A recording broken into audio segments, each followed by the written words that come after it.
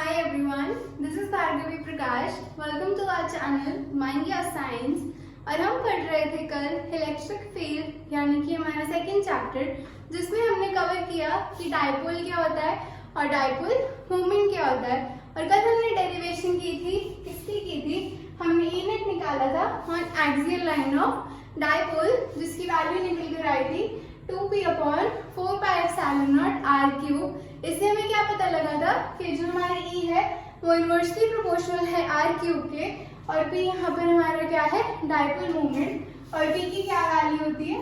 Q × 2a, यानी कि magnitude of either charge multiplied by the distance between the two charges, जो कि हमारा 2a होता है।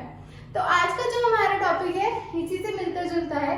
कल हमने फील्ड निकाली थी, फील्ड इंटेंसिटी निकाली थी एक्सियल पॉइंट पे, आज हम निकालेंगे इक्वेटोरियल लाइन पे। तो क्या टॉपिक है हमारा आज का? फील्ड इंटेंसिटी ऑन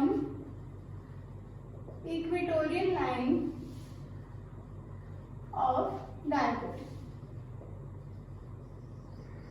क्या मतलब हुआ? हम क्या निकालेंगे?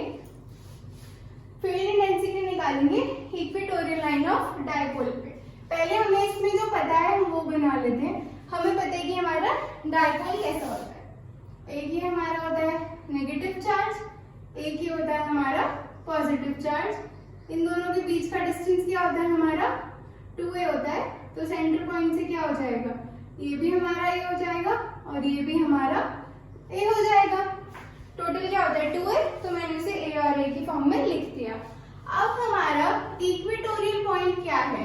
इक्वेटोरियल पॉइंट वो पॉइंट है जो इसके सेंटर से पास करता हो और इस लाइन के क्या हो? परपेंडिकुलर हो, मतलब इस लाइन से 90 डिग्री पे बना हुआ हो। तो इससे सेंटर से पास करती हुई हम एक लाइन बना देंगे जो क्या है? इसके परपेंडिकुलर है। तो यहाँ पर हमने क्या ले लिया? एक पॉइंट P ले लिया। और हम क्या करते हैं? हमेशा अपने बलि के बकरे को बुलाते हैं, यानी कि हमारे टेस्ट चार्ज को हमने यहाँ पर रख दिया।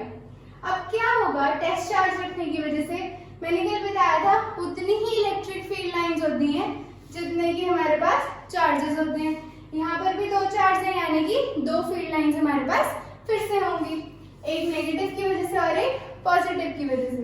तो अगर हम इसे जोड़ दें और इसे भी जोड़ दें तो ये तो हमारा क्या बन जाएगा? सेपरेशन डिस्टेंस बन जाएगा, ये भी और ये भी। हम इसका जो हमारा डिस्टेंस है वो कितना ले लेते हैं? r ले लेते हैं, नाम दे देते हैं। ये पॉइंट a हो जाएगा, ये पॉइंट b, ये हमारा o है और ये हमारा p है। तो ये जो हमारा OP है उसे मैंने डिस्टेंस r दे दिया। ये हमारा 2a है, a और a। अब क्या होगा? ये क्या है? नेगेटिव है, और नेगेटिव चार्ज की फील्ड हमेशा कैसी होती है? इनवर्ड होती है। और पॉजिटिव की कैसी होती है? आउटवर्ड होती है। तो इस केस में ये क्या करेगा? इसे अपनी तरफ खींचेगा। तो यानी कि इसकी फील्ड लाइन इस डायरेक्शन में होगी। इसे हम डिनोट कर लेंगे ई नेगेटिव से, ताकि समझना इजी रहे। और पॉजिटिव की कहाँ होगी? इससे दूर होगी, यानी कि कुछ ऐसी होगी। क्या बनाया है मैंने? ई पॉजिटिव, यानी कि field line due to positive charge over test charge. और ये क्या है? ड्यू टू नेगेटिव चार्ज और टेस्ट चार्ज। ठीक है, इसने अपनी तरफ लिया और इसने अपने से दूर बना लिया। अब अगर हम बोलेंगे एंगल थीटा है, तो ये एंगल भी कितना होगा? थीटा होगा। क्यों होगा? क्योंकि जितनी ये साइड है उतनी ही हमारे पास ये वाली साइड है। अब हमारे पास डायमेंशंस किस किस की हैं? हमारे पास एक तो क्या है? AB है, AB हमारा कितना है? 2a है। उसके बाद हमारे पास क्या है? AO = OB = A, क्योंकि ये क्या है? हमारा सेंटर पॉइंट था। इसके बाद हमारे पास क्या है? OP की वैल्यू है, कितनी है? R है। निकालना क्या है हमें? BP और AP। तो हमारे जो AP है वो किसके इक्वल है? BP के इक्वल है, क्योंकि ये दोनों साइड्स क्या है? इक्वल है। और इनके एंगल्स भी क्या है हमारे पास? इक्वल है, क्योंकि ये दोनों क्या है? बेसिकली सिमिलर ट्रायंगल है। ये साइड सेम है, ये कॉमन साइड है हमारे पास। ठीक है, इसके बाद हमें क्या करना है? AP = BP निकालना है। कैसे निकालेंगे? पाइथागोरस थ्योरम से। ये क्या है? हाइपोटेन्यूज का square is equal to base का स्क्वायर प्लस परपेंडिकुलर का स्क्वायर। यानी कि ये आ जाएगा R square plus A square. क्या फॉर्मूला लगाया है हमने, H square is equal to B square plus P square. तो एच कितना आ जाता है, under root B square plus P square. ये हमारा बी स्क्वायर है, ये हमारा पी स्क्वायर है। तो ये फॉर्मूला निकाल के हमारे पास किसकी वैल्यू आ गई, एपी और बीपी की। अब हमारे पास क्या फॉर्मूला पता है हमें, जो हमारी इलेक्ट्रिक फील्ड इंटेंसिटी होती है इसका फॉर्मूला क्या होता है, के क्यू अपॉन में आर स्क्वायर होता है। चार्ज तो हमारे पास क्यों ही है, दोनों के दोनों क्यों है, क्योंकि हम सिर्फ मैग्नीट्यूड लेकर चल रहे हैं, हम इसे वेक्टर फॉर्म में कंसिडर नहीं कर रहे हैं। जब भी हम वेक्टर फॉर्म में कंसिडर करते हैं तो हमें साइन लेने होते हैं, वरना हमें साइन नहीं लेने होते। तो सिंपली क्या फॉर्मूला निकलता है, के क्यू अपॉन आर स्क्वायर। तो इस फॉर्मूले से अगर हमें क्या निकालना है, ये नेगेटिव निकालनी है, तो ये नेगेटिव कितनी आएगी, के तो कांस्टेंट है, क्यू हमारा चार्ज है और आर क्या है, ये वाला है, यानी कि एपी का square. K as it is, Q भी एज इट इज। एपी हमने क्या किया, यहाँ पे निकाल लिया, AP is equal to BP कितना है, under root R square plus A square. Under root R square plus A square का होल स्क्वायर करेंगे तो स्क्वायर के साथ अंडर रूट कैंसिल हो जाएगा और ये बनकर आएगा R square plus A square. इसी तरह से अगर हम ई पॉजिटिव निकालें, वो भी क्या होगा, के क्यू अपॉन में बीपी का स्क्वायर, ये वाला डिस्टेंस होगा बी से लेके पी तक का। बीपी क्या है, वापस से ही है, इसका स्क्वायर करोगे तो क्या बनेगा, R square plus A square. अगर अब आप ई नेगेटिव और ई पॉजिटिव को ध्यान से देखो तो क्या है, के भी सेम है, क्यू तो है ही सेम और नीचे की वैल्यू भी क्या है, सेम है, यानी कि E positive is equal to E negative is equal to K Q upon R square plus A square. But हमें निकालना क्या है, हमें निकालनी है हमारी ई नेट। तो ई नेट निकालने के लिए हमें क्या करना पड़ेगा, ये जो हमारे पास है ना, पहले हम क्या करेंगे, इस लाइन के पैरेलल लाइन यहाँ पर ड्रॉ कर लेंगे। क्या किया हमने, इस लाइन के पैरेलल एक लाइन यहाँ पे ड्रॉ कर ली। अब ये एंगल थीटा है तो ये एंगल भी थीटा होगा। क्यों होगा, क्योंकि क्या है, ऑल्टरनेट एंगल है और ये भी क्या होगा, हमारा थीटा होगा। अब इसी फिगर को मैं यहाँ पर ड्रॉ करके दिखा देती हूँ ताकि आपको समझने में इजी हो जाए। ये है हमारा ई नेगेटिव, ठीक है, यहाँ पर है हमारा ई पॉजिटिव। यहाँ पर क्या है, बीच में एक लाइन थी जो इसके पैरेलल है, ये एंगल क्या है, थीटा है और ये भी एंगल क्या है, थीटा है। ई पॉजिटिव और ई नेगेटिव क्या है, सेम है, तो हम इन्हें क्या लिख रहे हैं, ई लिख लेंगे। इसे हमने मान लिया कि ये हमारा सिंपली ई है, ठीक है। अब मैंने क्या बताया था, इसको हम क्या करेंगे, कंपोनेंट्स की फॉर्म में चेंज कर लेंगे। तो थीटा के साथ वाला एंगल हमेशा क्या होता है, कॉस होता है, तो यहाँ पर क्या बनेगा, ई कॉस थीटा, इसका बना रही हूँ ऊपर वाले का, और इसी का ये वाला एंगल परपेंडिकुलर क्या होगा, ई साइन थीटा। अब हम इसका बनाए तो थीटा के साथ वाला फिर से क्या होगा, ई कॉस थीटा होगा और इसके परपेंडिकुलर क्या होगा, ई साइन थीटा। फिर से बता देती हूँ, हमने पहले इसका बनाया यानी कि ई पॉजिटिव का बनाया, तो ई पॉजिटिव का क्या आया, थीटा के साथ वाला एंगल हमेशा कॉस होता है, तो ई कॉस थीटा आ गया और इसके परपेंडिकुलर क्या है हमारे पास, ई साइन थीटा। सिमिलर वे में जब हम ई नेगेटिव के लिए बनाएंगे तो थीटा के साथ वाला ई कॉस थीटा और इसके परपेंडिकुलर में आ जाएगा ई साइन थीटा। तो अब ई साइन थीटा से ई साइन थीटा क्या हो जाएंगे, कैंसिल हो जाएंगे, क्योंकि मैग्नीट्यूड क्या है, सेम है और डायरेक्शन क्या है, एकदम ऑपोजिट है। और ये दोनों क्या है, इनका मैग्नीट्यूड भले ही सेम हो बट ये क्या है, एक ही डायरेक्शन में है, तो यानी कि ये क्या हो जाएंगे, ऐड हो जाएंगे। तो E cos theta plus E cos theta कितना हो गया हमारे पास, 2e cos थीटा। आसान है, क्या किया हमने, साइन से साइन कैंसिल कर दिया और ये दोनों एक ही डायरेक्शन में थे, इनको प्लस कर दिया, यानी कि हमारी ई नेट कितनी है, 2e cos थीटा।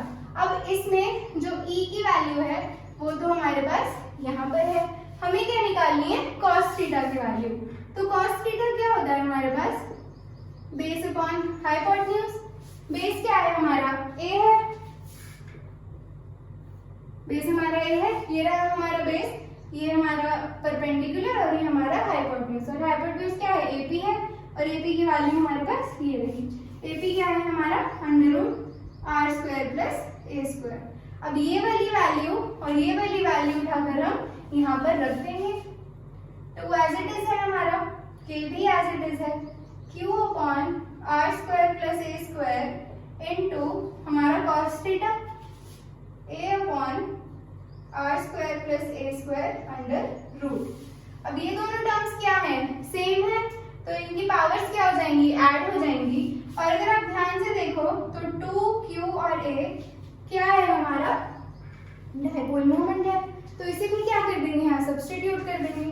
k हमारा एज इट इज बाहर रह जाएगा, ये आएगा p upon R square plus A square, इसकी पावर कितनी है 1 और इसकी कितनी है 1/2, और 1 + 1/2 कितना होता है 3/2 होता है, तो इसे हम डायरेक्ट क्या लिख देंगे यहाँ पर 3/2 लिख देंगे। तो ये हमारे पास क्या आ गया, फाइनल आंसर आ गया किसका, ई नेट का। एक बार जल्दी से रिवाइज कर लेते हैं क्या किया हमने। हमारे पास क्या था, डायपोल था -q से +q, उसके बाद हमारे पास हमने क्या किया, एक इक्वेटोरियल पॉइंट ले लिया। इक्वेटोरियल पॉइंट क्या होता है, जो सेंटर से पास करता है और इस लाइन पे क्या होता है, परपेंडिकुलर होता है। तो पॉइंट P पे हमने क्या कर दिया, अपना टेस्ट चार्ज रख दिया, यानी कि Q0 प्लेस कर दिया। अब हमने इसकी वजह से जो फील्ड लाइन बननी थी वो बनाई, जो कि रेडियली इनवर्ट थी, और इसकी वजह से क्या थी, आउटवर्ड थी, यानी कि इससे दूर की तरफ थी। उसके बाद हमने क्या किया, हमारे पास जो वैल्यूज नहीं थी, यानी कि एपी और बीपी की, वो पाइथागोरस थ्योरम से निकाल ली। उसके बाद हमें फॉर्मूला पढ़ा था इलेक्ट्रिक फील्ड इंटेंसिटी का, वो हमने यूज करके ई नेगेटिव और ई पॉजिटिव निकाल लिए। उसके बाद हमने क्या देखा कि ये दोनों तो क्या है, सेम है, तो हमने इन्हें ई मान लिया।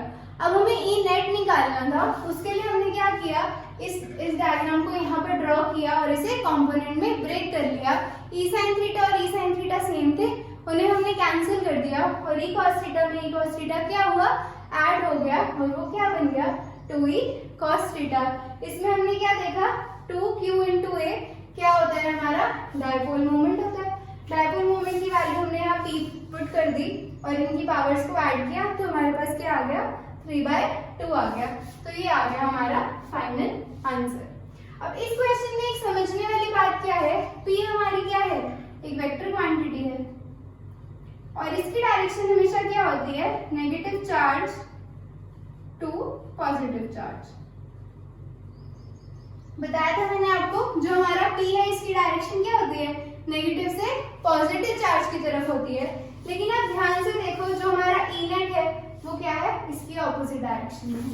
हमारा ई नेट क्या है, p की डायरेक्शन हमारी कुछ ऐसी है और हमारी ई नेट की डायरेक्शन क्या है, इससे ऑपोजिट है। तो इससे क्या पता लगता है हमें, ई नेट और p क्या है, डायरेक्शन में एकदम ऑपोजिट है, यानी कि electric field intensity is opposite in direction to the dipole moment.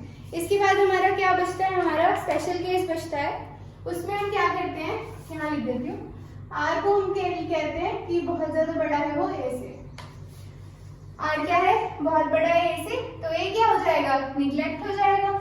तो ई नेट क्या बनेगा, p/4πε0 इनटू में क्या होगा, ए को अगर हम यहाँ से हटा दें, चलो यहाँ से नहीं हटाते, फिर से लिख लेते हैं, क्या बनेगा ये 1/r² प्लस ए स्क्वायर को हमने क्या कर दिया, निग्लेक्ट, तो हम लिखेंगे ही नहीं। रेज टू पावर क्या हो जाएगा 3/2। अब 2 × 3/2 क्या होगा, 2 से 2 क्या हो जाएगा, कैंसिल हो जाएगा। तो ये हमारा कितना बचेगा टोटल, ये हमारा बन जाएगा r³।